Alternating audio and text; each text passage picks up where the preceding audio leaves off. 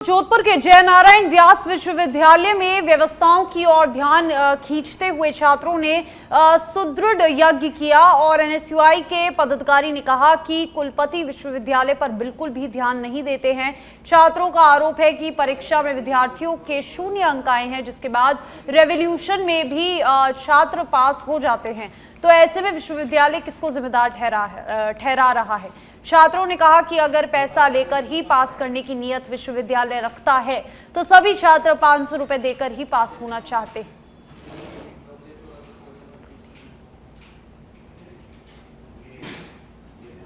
परिवार जो विश्वविद्यालय में काफ़ी लंबे समय से व्याप्त समस्याएं हैं, जैसे कि वीसी साहब है, हमारे कोई बच्चा आता है तो लेटर देता है तो उनके कोई है ही नहीं। उनके ऊपर एक एसी लगी है, सामने एक एसी, एक सर के पीछे एक सर के आगे, उनको कोई परवाह नहीं है विश्वविद्यालय की। विश्वविद्यालय की कोई समस्याओं से उनका कोई लेना देना ही नहीं है। वो वीसी बन के आए तब से यही समस्याएं चल रही है। कभी वो विश्वविद्यालय की ज़मीन बेच देते हैं, कभी कुछ करते हैं, कभी कुछ करते हैं, लेकिन छात्र एवं छात्राओं की समस्याओं के निवारण के लिए कभी कुछ नहीं करते।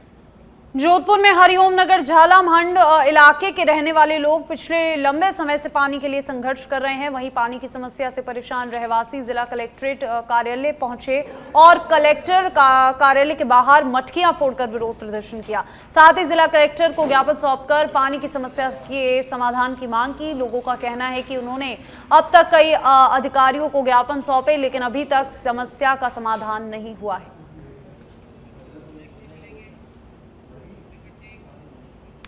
अखिल राजस्थान सेवारत चिकित्सक संघ की झुंझुनू जिला इकाई ने पूर्व मंत्री राजेंद्र गुड़ा पर सरकारी चिकित्सकों के लिए अमर्यादित, अभद्र और अशोभनीय भाषा का इस्तेमाल करने का आरोप लगाया है और जिला कलेक्टर चिन्मयी गोपाल को सीएम के नाम ज्ञापन देकर कानूनी कार्रवाई की मांग की है। ज्ञापन में बताया कि पूर्व मंत्री राजेंद्र गुड़ा ने 28 जून को बीडी के अस्पताल में धरना देकर चिकित्सा एवं स्वास्थ्य विभाग के जिला स्तर के सबसे उच्च पद मुख्य चिकित्सा एवं स्वास्थ्य अधिकारी और अन्य चिकित्सकों के लिए अमर्यादित भाषा का इस्तेमाल किया और चिकित्सकों के आत्मसम्मान को ठेस पहुंची। और चिकित्सकों ने बताया कि 3 दिन काली पट्टी बांधकर विरोध करेंगे और 3 दिन तक कार्रवाई नहीं होने पर चिकित्सक कार्य का बहिष्कार किया जाएगा। पिछले दिनों एक पोल से करंट लगकर एक व्यक्ति की मृत्यु हो जाने के मामले में जो गुढ़ा जी ने जिस प्रकार से अस्पताल के कैंपस में धरना दिया और चिकित्सकों के लिए जिस प्रकार की अमर्यादित भाषा का इस्तेमाल किया, उसके विरोध में हम यहाँ पे कलेक्टर साहिबा को ज्ञापन देने के लिए आए हैं कि जनप्रतिनिधियों का जनता के लिए आवाज़ उठाना उचित है, परंतु अगर इस तरह की अमर्यादित भाषा में चिकित्सकों के लिए अगर बातें बोली जाएंगी तो चिकित्सक समाज जो है वो। और अब खबरों में आगे बढ़ेंगे। झुंझुनू के बिसाऊ कस्बे में बीडी के अस्पताल के पास विद्युत ट्रांसफार्मर में अचानक करंट दौड़ पड़ा। मौके पर मौजूद व्यक्ति ने कूदकर अपनी जान बचाई, हालांकि मवेशी करंट की चपेट में आ गया। लापरवाही को लेकर स्थानीय लोग धरने पर बैठ गए। धरने पर बैठे लोगों की मांग है कि लगातार हो रहे हादसों के बाद भी विद्युत विभाग सबक नहीं ले रहा है। लोगों ने मांग की है कि बरसात के सीजन को देखते हुए कटे विद्युत तारों को दुरुस्त करवाया जाए। मजदूरी करके आ रहे थे, घर जा रहे थे और ये रास्ते में गधो पक धरी और मैं कूद के जान बचाई, ये गधो उड़े ही जानो। फिर मैं ये सोचे बनी कि करंट कई जना बोले रहे करंट आ रही हो मना करिए, जब मैं कूद को अरियो गधो सड़कों को नहीं पटकी बढ़ी जा देती। और 2 दिन पहले पंचों के भी हादसा हुआ है और लाइनमैन की मृत्यु हुई है ग्राम पंचायत में। तो वो आते हैं और मौके पे आश्वासन देके जाते हैं, लेकिन कोई कार्रवाई नहीं करते हैं। वो बोल के चल जाते हैं कि हम लापरवाही अधिकारियों को सस्पेंड करेंगे। अभी आपके सामने एक तार खुला हुआ है, ये तो कोई जानवर था, बेजुबान पशु था, उसकी मृत्यु हो गई। अगर वो बेचारा उसको नहीं पता होता तो वो उठता नहीं और उसकी भी जान। झुंझुनू सहित शेखावाटी को यमुना नहर का पानी दिलवाने की मांग को लेकर किसानों को चिड़ावा सिंघाना रोड पर लाल चौक बस स्टैंड पर धरना जारी है। इलाके के किसान झुंझुनू चूरू सीकर को वर्ष 1994 में 5 राज्यों के बीच हुए समझौते के तहत यमुना नहर का पानी देने के लिए जल्द डीपीआर बनवाने की मांग कर रहे हैं। धरने पर बैठे किसानों ने बताया कि झुंझुनू सीकर चूरू जिले के 30 वर्ष पहले हुए जल समझौते के बाद भी यमुना नहर का पानी नहीं मिल रहा है।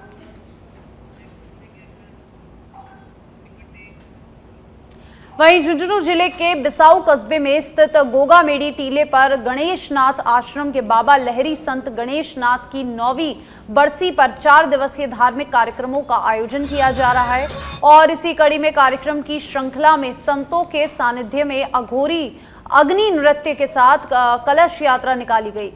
बिसाऊ कस्बे के मुख्य चौराहों पर हरियाणा सिरसा की औकारा आर्टिस्ट पार्टी की ओर से अघोरी और अग्नि नृत्य और सजीव झांकियों का प्रदर्शन हुआ।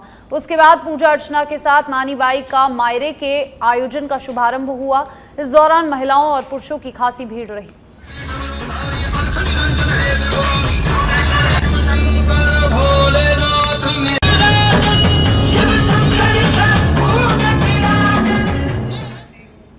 झुंझुनू के सूरजगढ़ थाना इलाके के धीरगढ़िया गांव में जमीनी विवाद को लेकर 2 पक्षों में खूनी संघर्ष हुआ। इस खूनी संघर्ष में पिता और पुत्र की मौत हो गई, जबकि दोनों पक्षों के 5 लोग घायल हो गए, जिससे एक गंभीर घायल को जयपुर रेफर किया गया है। वहीं अन्य घायलों का झुंझुनू और सूरजगढ़ अस्पताल में इलाज जारी है।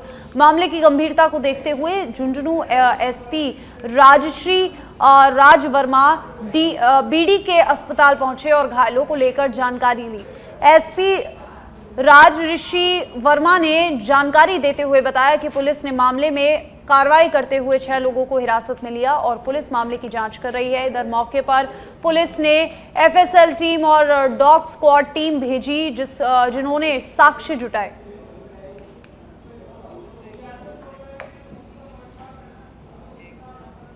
झुंझुनू के नवलगढ़ से बड़ी खबर आ रही है। मनचले के बीच सड़क धुनाई, महिला की ओर अश्लील इशारे करने पर व्यक्ति की पिटाई की गई। स्थानीय लोगों ने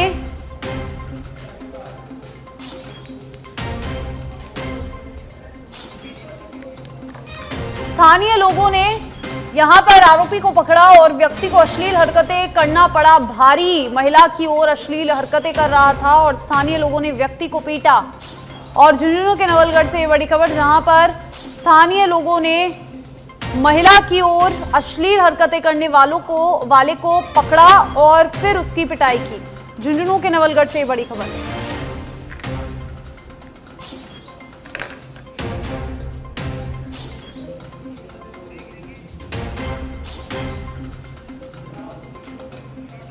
अब खबर सीकर के दत्ता रामगढ़ से, जहां पर दांता में मोटरसाइकिल रिपेयरिंग की दुकान के बाहर खड़े एक युवक पर बिना नंबर की बोलेरो गाड़ी में सवार होकर आए बदमाशों ने जानलेवा हमला कर दिया और डंडों से पीट कर युवक को लहूलुहान कर दिया। साथ ही बदमाशों ने युवक के अपहरण की कोशिश की। हालांकि अपहरण की कोशिश नाकाम होने पर युवक का मोबाइल और नकदी छीनकर फरार हो गए। वहीं पीड़ित युवक के पिता ने आरोपी दीपेंद्र सिंह सहित 3 लोगों के खिलाफ मामला दर्ज करवाया।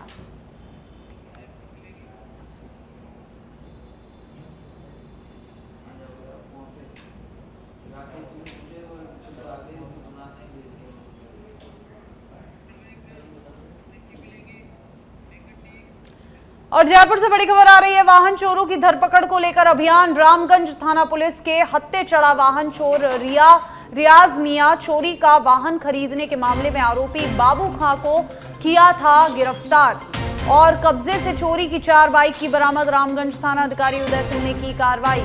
जयपुर से इस वक्त की बड़ी खबर, पुलिस के हत्थे चढ़ा वाहन चोरों की धरपकड़ अभियान पुलिस कर रही है। चोरी की वाहन खरीदने के मामले में आरोपी बाबू खान को किया गिरफ्तार।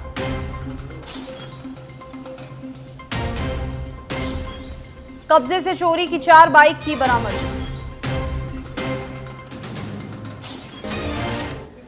सिरोही के पिंडवाड़ा में कंटेनर वाहन में आग लगने का मामला सामने आया। आग लगने का कारण शॉर्ट सर्किट बताया जा रहा है। आग की सूचना पर 2 जगहों से दमकल की गाड़ियां पहुंची। करीब आधे घंटे की मशक्कत के बाद आग पर काबू पाया गया। आग के कारण कंटेनर का केबिन और टायर जलकर राख हो गए।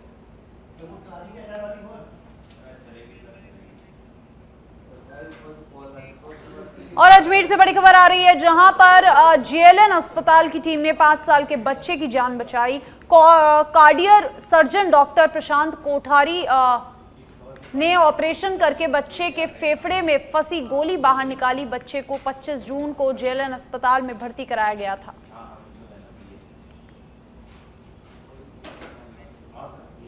हमारे कार्डियोथोरेसिक सर्जन डॉक्टर प्रशांत कोठारी है, उन्होंने बहुत ही इसका क्या कहते हैं माइक्रोस्कोपिक सर्जरी होती है, सर्जरी करके फिर हमारे यहाँ शिफ्ट किया गया बच्चे को।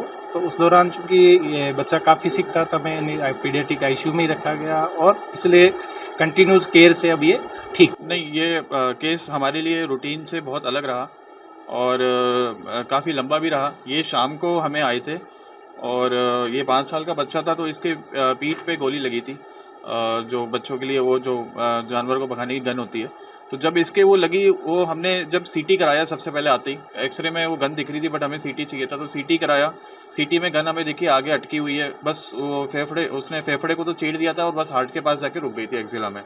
तो अब ऐसे था कि गन हमें निकालनी तो थी। सबसे पहले हमारा काम होता है ब्लड अरेंज करना, तो हमने वो पहले तो ब्लड अरेंज किया। फिर जैसे ही ब्लड अरेंज हुआ, हमने इनके मरीज़ के परिजनों की सहमति से हमने इसको सर्जरी के लिए रात में 9 बजे करीब शिफ्ट किया। अब 9 बजे से लेके करीब हमें 2:30 बज गए इसको। जैसा कि हम पहले से करते आ रहे हैं, जब जेएलएन में कोई विशेष काम, विशेष ऑपरेशन या कोई विशेष सुविधा हम जनता के लिए उपलब्ध कराते हैं, तो हम आप लोगों के मार्फत आम लोगों को ये सूचना प्रसारित करते हैं कि जिससे ये पता लगे कि जेएलएन में आजकल क्या कार्य हो रहे हैं। उसी की कड़ी में इस बार हमने एक 5 साल का एक बच्चा आया था, जिसके कि ये नीलगाय भगाने वाले जो एक बंदूक होती है, उस बंदूक में से एक आवाज़ के लिए गोली निकालते हैं। उस गोली इसकी बहन, बड़ी बहन थी, वो सफाई कर रही थी, तो वो इसके बच्चे के पीछे पीठ में लगी और वो लगने के बाद में इसके फेफड़े को पीएस करती हुई इसकी बाहर निकल गई और कुछ पोर्शन उसका एक्जिला में रुक गया।